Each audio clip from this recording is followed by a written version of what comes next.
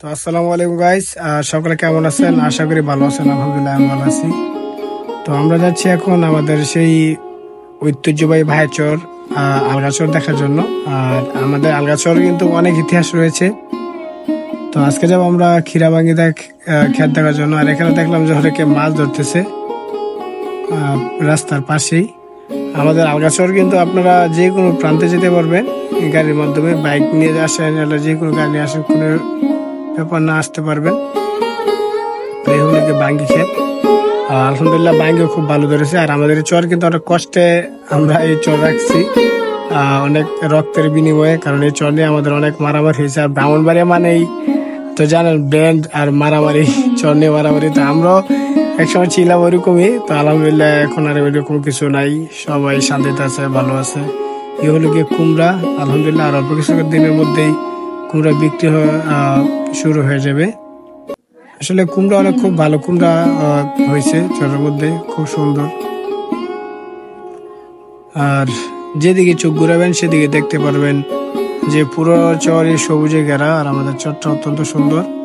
যারা আসেন নাই অবশ্যই আসবেন, দাওয়াত রইল সকলের, অবশ্যই আসবেন, আমাদের চরটা এসে দেখে যাবেন।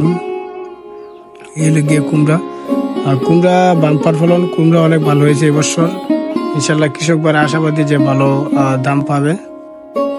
আমরা যেদিকে চোখ ঘুরাবেন সেদিকে দেখতে পাবেন যে সবুজে ঘেরা আমাদের পুরাটা চর, এই আমাদের বাইরের চর আলগাচর। আর এই চরে কিন্তু আসলে ক্ষীরা বাঙ্গি এখন মানে যেটা টাটকা, মানে টাটকা বলতে মানে এখন আইসে যেটা খেতে পারবেন সেটা হলো গিয়ে ক্ষীরা আর বাঙ্গি।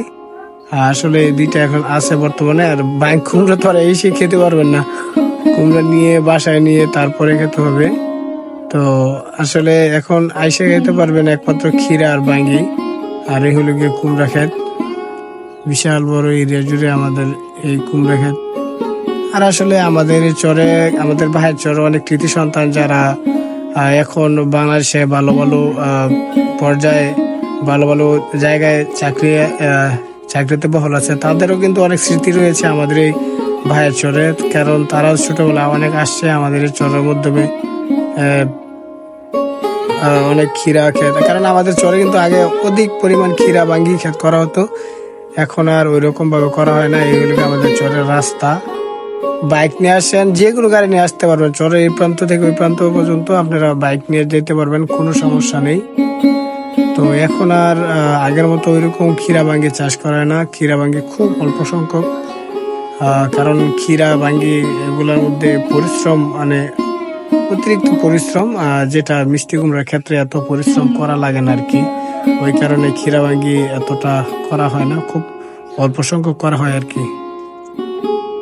চরের ক্ষীরা অত্যন্ত স্বাদ, মানে টাটকা ক্ষীরা যে কি স্বাদ এটা তো আপনারা জানেনি, অত্যন্ত স্বাদ।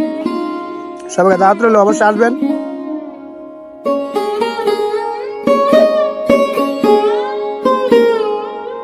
ইনি হলেন যে আমাদের গ্রামের একজন কৃষক ভাই, আমার ভাই লাগে, মোহাম্মদ মনির ভাই। তো উনি কিন্তু আপনারা জানেন যে আমাদের ভাইচর গ্রাম একটি ঐতিহ্যবাহী গ্রাম। আর এই গ্রামে কিন্তু অনেক চাষবাস করা হয়, ক্ষীরা বাঙ্গি, আলু, পরে দেখা গেছে মিষ্টি কুমড়া। তো তিনিও এবার বাঙ্গি চাষ করেছেন। তো বাঙ্গির ফসল বেশ মোটামুটি দেখা যাচ্ছে ভালোই। এখন ভাইয়ের কাছে জিজ্ঞাসা করতেছে যে ভাই, আচ্ছা ভাই, এবার যে বাঙ্গি চাষ করলেন কিরকম আশাবাদী? ফসল কি লাভজনক হবে নাকি লোকসান যাবে, কোনটা? না, আল্লাহর রহমতের লাভ হবে। তো দেখতেছেন যে ভাই কিন্তু বাঙ্গি বানতেছে। আর এই বাঙ্গি বান্ধার কারণ হলো গিয়ে এই যে আপনারা দেখতে পাচ্ছেন, এই যে একটা বাঙ্গি, এটা কিন্তু একদম ফেটে গেছে। এটা যদি চতুর্দিক দিয়ে যদি এভাবে যদি বাধাই করা না হয় তাহলে কিন্তু এটা পুরোটাই একদম ফেটে একদম সরে যাবে, যেটাকে আমরা বাঙ্গি বাটা বলি আর কি। একদম অরিজিনাল বাঙ্গি আর একদম গাছ পার না। আপনারা দেখতে পাচ্ছেন যে ক্ষেত থেকে কিন্তু মাত্র পারছে, এই যে বাইরের কাজ হলো গিয়ে এখন ক্ষেত থেকে বাঙ্গি সংগ্রহ করে বাঙ্গিগুলো সবগুলো মানে এভাবে দড়ি দিয়ে বাঁধা। আর আসলে বাঙ্গি ক্ষেত কিন্তু অনেক পরিশ্রম লাগে। আর উনি হলেন যে একজন সফল কৃষক, উনি মোহাম্মদ আকবর ভাই। তো তিনিও অনেক ফসল করেছেন। আর আসলে তো এই হলো যে এগুলো আপনাদের যেটা দেখতে পাচ্ছেন পুরোটাই কিন্তু একদম পুরোটাই এদিক দিয়ে পুরোটাই বাকি ক্ষেত। তো এই ক্ষেতের যে দুজন মালিক এটা হলো গিয়ে একটা মনির ভাই আর একটা হলো গিয়ে আকবর ভাই।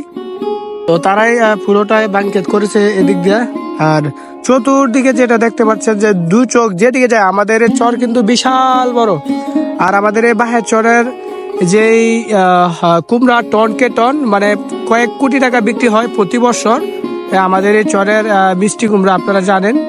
তো ইনশাল্লাহ এই বছরও ফসলের হ্যাঁ আর ইনশাল্লাহ অল্প কিছুদিনের মধ্যে বেচা বিক্রি শুরু হয়ে যাবে ইনশাল্লাহ। তো আমরা আশাবাদী যে এই বছর আমাদের ফসল যে ভালো ফলন হয়েছে ইনশাল্লাহ আশা করি যে আমরা ভালো দামে ফসল মানে ফল বিক্রি করতে পারবো ইনশাল্লাহ। কিন্তু একদম ক্ষেতের একদম টাটকা বাঙ্গি একদম অরিজিনাল। আর বাঙ্গি যে একটা রং দেখতে পাচ্ছেন অনেক সুন্দর, আসলে ক্ষেতের বাঙ্গি কিন্তু অত্যন্ত স্বাদ। তো আদৌ আপনারা যারা আমাদের বাহার চরে আসেন নাই সবাইকে দাওয়াত রইলো, সমস্যা নাই, এসে খেয়ে যাবেন। হচ্ছে যে আকবর ভাই আর হচ্ছে মনি ভাই। তো তারা দুজনেই কিন্তু এই যে আপনাদেরকে যে আমি চাষের জমিটা দেখিয়েছি পুরোটা ভাঙি খেতে তারা দুজনেই করেছেন। তো আপনাদেরকে দাওয়াত রইলো, আপনারা আসবেন বাঙি খেয়ে যাবেন। ডান ভাই বাঙি খেয়ে যাবেন। আর ক্ষেতের বাঙি কিন্তু অত্যন্ত স্বাদ। আর যারা বাঙি খেয়েছেন এ পর্যন্ত আপনারা অবশ্যই বলতে পারবেন যে বাঙি যে কতটা স্বাদ। আর এরকম যদি ক্ষেতের একটু টাটকা বাঙি হয় এটা তো বলার কোনো বাসা থাকে না। আপনারা জানেনই যে ক্ষেতের যে কোনো জিনিস চাষবাসের যে কোনো জিনিস ক্ষেত থেকে পারা হয় একদম এর স্বাদে কিন্তু একদম অন্যরকম। তো সবাইকে দাওয়াত রইলো, অবশ্যই আসবেন আমাদের এই প্রিয় বাহারচর গ্রামটা ঘুরে দেখে যাবেন।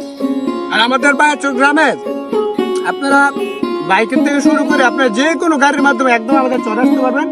কারণ আমাদের ফেরিঘাট থেকে আমাদের একদম চরের শেষ মাথা পর্যন্ত এবং কি পুরোটা চরে চতুর্দিকে আপনারা গাড়িতে ঘুরতে পারবেন, কোনো সমস্যা নেই। যদি নদীর ধার দিয়ে আসেন নদীর ধার দিয়ে ঘুরতে পারবেন। আর যদি মনে করেন যে এদিক দিয়ে আসেন রাস্তা দিয়ে আসেন তা আসতে পারবেন। আর যারা মিষ্টি কুমড়া কিনেন মিষ্টি কুমড়া পাইকার বড় বড় ব্যবসায়ী, তো তাদের কাছে আমার একটা বিনীত অনুরোধ। আপনারা জানেন যে আমাদের বাহারচর গ্রামের কুমড়া কিন্তু অত্যন্ত ভালো। আর এখন যদি নেন তাহলে কুমড়া কম দামে পাবেন। তো আপনাদের কথা হাত রইলো, যারা সফল ব্যবসায়ী যারা ব্যবসা করেন কুমড়া ব্যবসা করেন তারা অবশ্যই আমাদের বাহারচর আসবেন এবং কি আমাদের বাহারচরের নাম্বার দিয়ে দিব।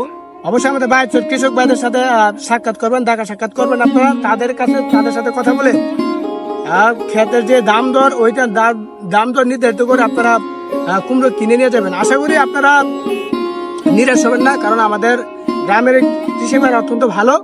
আপনাদেরকে তারা যতটুকু সম্ভব মানে স্বল্প মূল্যে তারা তাদের যে ক্ষেতের যে চাষবাস করে যে মিষ্টি কুমড়া তারা স্বল্প মূল্যে আপনাদের কাছে বিক্রি করবে, আমি এটা আশাবাদী। আর অবশ্যই আপনারা আমাদের গ্রামে আসবেন। আমাদের গ্রামের মানুষ অত্যন্ত আন্তরিক, মানুষকে ভালোবাসতে জানে এবং কি আপ্যায়ন করতে জানে। তো অবশ্যই আপনারা যারা আমাদের বাহারচর গ্রামে আসেন নাই সবাইকে দাওয়াত রইলো, অবশ্যই আমাদের গ্রামে আসবেন। এবং কি আমাদের বাহারচর গ্রামে কিন্তু এখন দেখেছে এই যে বাঙ্গির মৌসুম পরে দেখা গেছে ক্ষীরার মৌসুম আমাদের গ্রামে এখন আছে, ক্ষীরা বাঙ্গি দুইটাই আছে আর কি। আপনারা যদি এখন আসতে চান তাহলে যেটা নগদ মানে সাথে সাথে যেটা খাওয়া যায় এটা হলো বাঙ্গি আর ক্ষীরা, আইসা খাওয়া যাবেন। সবাইকে দাওয়াত রইলো। তো সকলে ভালো থাকবেন, সুস্থ থাকবেন আর আমার জন্য দোয়া করবেন। আর আমাদের গ্রামের যে সবল কৃষক যারা আছে, কৃষি প্রধান দেশ আমরা জানি বাংলাদেশ একটি কৃষি প্রধান দেশ আর কৃষির উপর নির্ভরশীল আমরা সবাই। তো আমরা অবশ্যই আমরা কিন্তু কৃষক ভাইদেরকে মূল্যায়ন করতে জানি না। তো আমি চাই যে আপনারা অবশ্যই কৃষক ভাইদেরকে মূল্যায়ন করবেন, তাদেরকে সেই সঠিক মূল্যটা তারা যে কৃষক ভাইরা যেই কষ্ট করে যারা ফসল ফলায় এই ফসলের যেই সঠিক ন্যায্য মূল্যটা অবশ্যই আপনারা সেই ন্যায্য মূল্যটা দিবেন। ওই মূল্যটা দেওয়ার ক্ষেত্রেই তারা আমরা যদি ওই মূল্যটা যদি দিতে পারি এবং কৃষক ভাইদেরকে যদি আমরা যদি ওইরকম সম্মান করতে পারি তাহলে অবশ্যই তারা পরবর্তীতে কৃষিকাজ করতে তারা আগ্রহী হবে। এমনকি তারা স্বাচ্ছন্দ্য বোধ করে তারা আবার নতুন করে ফসল ফলাতে পারবে। তো সবার কাছে আমার এইটাই একটা অনুরোধ, সকলে অবশ্যই কৃষক ভাইদেরকে মূল্যায়ন করবেন, তাদের যে কৃষি পণ্য সবকিছু তাদের সঠিক মূল্য দিয়ে ক্রয় করবেন। তো সকলে ভালো থাকবেন, সুস্থ থাকবেন আর আমাদের দেশের সকলের জন্য দোয়া করবেন। আর আপনাদের সকলের জন্য দোয়া ও আমার আন্তরিক ভালোবাসা রইল।